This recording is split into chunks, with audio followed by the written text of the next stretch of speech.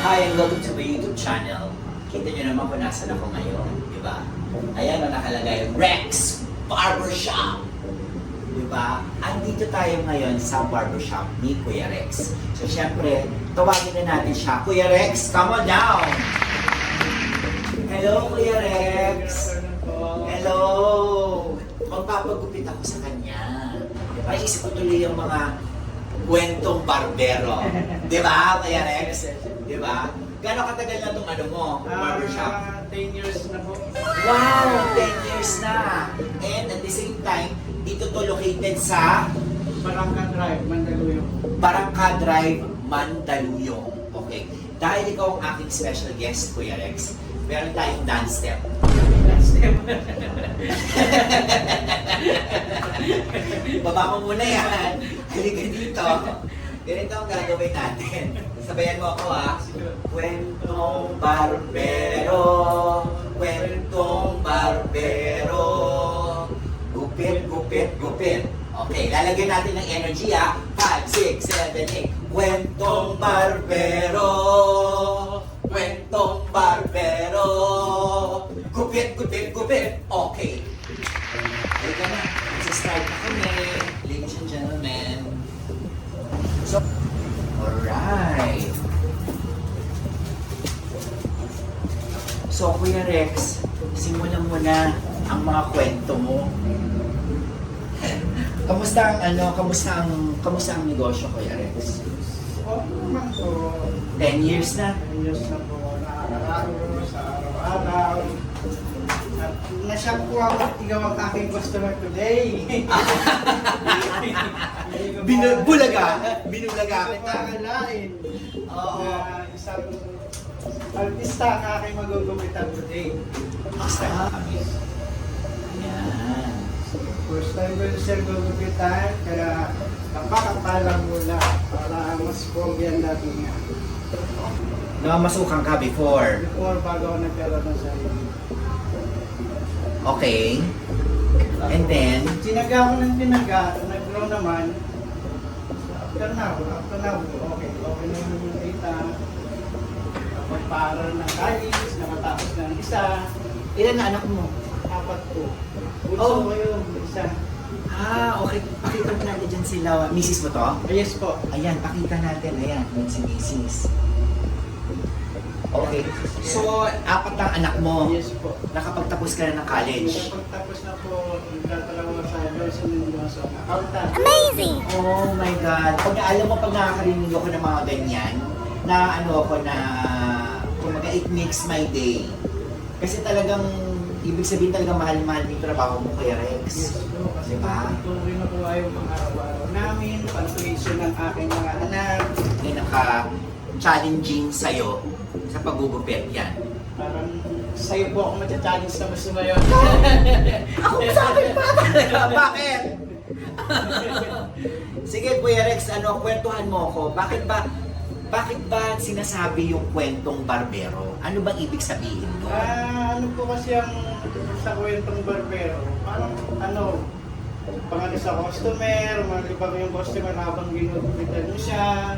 Ganun sa kwentong barbero kasi parang puro hambugan lang, mga ganon, kwentong barbero tinatawag. Hambugan? Yes. Tagal ko nang hindi narinig yung Ano yung sabihin ng hambugan? Parang pabidahan. Ganon. Okay. Sampulan mo nga ako, Kuya Rex. Gaya ng basta ganito, at least yung ginugupitan ko. And So, mo yan, sasabihin mo yan sa mga Guwapo naman ang ginugupitan ko nung nakaraan. Bibida na kita, siyempre. Ito na yun, yung tinatawag na kwentong barbero. Okay. Sabihin ko, maniwala ako mga ganon. Sinusobrahan ko yung kwento, kaya tinatawag na kwentong barbero. Okay. Natutuwa ako sa iyo, Kuya Rex, kasi napaka-lively. Diba? Kasi kailangan sa trabaho no? Yes po, kailangan. Iba mga barbero, machismis. Yung minsan, hindi sinasabing mga babae lang ng dismuso, lalaki rin meron din. Okay. Sa barbershop. Talaga? Ano-ano mga pinagchichismisan? mga bagay-bagay na hindi naman dapat pagkwentuhan, naririnig lang, nadadala rito, kwento doon, mga ganon-ganon. Pwede mo ba akong chismisan ngayon? Kumbawa ng si pare, ganun. Kung nakita si kumpare, ganun, kasama si mare. Mga ganong kwentuhan, yun yung maririnig ko sa mga ganitong kwentong barbero. Si pare, nakita si Mare. Oo. Naku po. Yun. Para sa'yo, yung pinaka-chismis na talagang hanggang ngayon, hindi mo makalimutan. Sa ano ko, Sa pagbabarbero mo. Pagbarbero. Kasi syempre, di ba, araw-araw nakikipagkwentuhan ka eh. Di ba, araw-araw iba-ibang tao. Oh. chismis na hindi ko makalimutan, yung magkasama sa trabaho, yung asawa, inasawa. Yun, ang malupit na kwento doon. Talaga? Oo. Huwag na natin silang pangalanganan, di ba? Yung asawa, inasawa. Inasawa ng kasama ng barbero. Yun yung kwento. Oh. So meron mga nagkwento sa'yo, naglalabas din ng sama ng loob, dahil sa mga trabaho, something, mga ganyan-ganyan. O kwento, kaya tinatawag dito na kwentong barbero. Kumbaga yung mga ibang mga customer, syempre nakakapag-ano sila, kumbaga nakakapag-release. Nakapag-release Diba? ko ng ano nila, na i-voice out nila. Oh, okay. Kasi syempre, kung ano man ang mangyari dito sa barbershop ni Kuya Rex, naiiwan dito kung ano lang yun. Yun Di na ba? yun. Pagkasa, ako ang nakakaalam na lang. Hindi ko na rin nilalabas yun. Sigurado ka, Kuya Rex? Yes! Gusto ko doktor. Basta nakuha na yung gamot, kaya ngayon naging addict. Barbero! Barbero! Yan ang mga gusto kong yan ang mga gusto kong mga narinig. Kwentong barbero. Oo, di ba? Ano pa, Kuya Rex? Pangarap ko maging piloto. Kaso bumagsak yung aeroplano, hindi na ako tumuloy. Barbero! Okay, yung mga ganun Siguro, Kuya Rex, sige, isa pang kwentong barbero.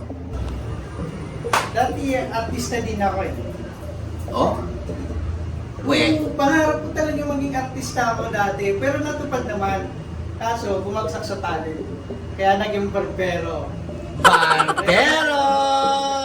Okay to si Kuya Rex eh. Sige, Kuya Rex, siguro bilang barbero, ano ang pwede mong maibigay na advice sa kapwa barbero? Sa kapwa akong barbero, kasi sa totoo lang, ang kita kami sa barbero, minsan weather. Okay. Pag mayroon, tabi. Parang pag impis wala, may duduotin. Saka yung mga nagbabarber, dapat pangarapin nila, magkaroon sila ng kahit isang maliit na barbershop, total yun naman ang trabaho nila. Higit sa lahat, mahalin na rin yung trabaho nila. At pag alagaan ang customer. Kasi doon bumubuhay ang customer. Yan ang magiging tayo ko sa kapwa ko barber. Advice, di ba? Itong pagiging barbero mo, talagang forever na to. Yes po, forever na to kasi dati lineman ako Ano yung lineman? sa telepono. Okay. Tapos nung nagkaroon ako ng pamilya, parang yung kita hindi sapat. Sabi ko, karet ko na itong barber. Tapos namasukan ako ng barber, hanggang sa unti-unti nag-ipong, bumili ako ng paisa-isang gamit, inipong ko, tapos nag-ipon na para makabandaw, sipang upa. Sinimulan ko sa isang upuan. Kumbaga talagang inano mo eh. Pinush ko talaga. Pinush mo talaga. Meron talaga ako ng sarili. Kasi sa loob mo. Oo, talagang sa business kasi, pag puro ka plano, hindi mo tinuloy, hindi mo malalaman kung kaya mo. Ganun lang. Barbero! Hindi joke yun. Tama yung sinabi ni Kuya Rex. Di ba? Konting lang, nagpa-trim lang ako. Kuya Rex, alam mo, hanga ako sa'yo. Hanga ako sa'yo. Sana mga Meltex, lahat ng mga nanood, magsilbing inspiration si Kuya Rex. Kasi tama yung sinabi mo eh. Pag hindi mo kung puro ka plano mo, kung puro ka plano, hindi mo sisimulan, walang mangyayari. Kaya po, tama po yun. Diba? Kaya, nandito to sa Barangka Drive, Mandaluyong. Look for Kuya Rex. Kung gusto nyo makipagkwentuhan, makipag-jokan, makipagkwentong barbero, andi dito si Kuya Rex, andi dito to sa Mandaluyong. So please, follow me on my social media accounts. Ayan, nandiyan dyan sa screen.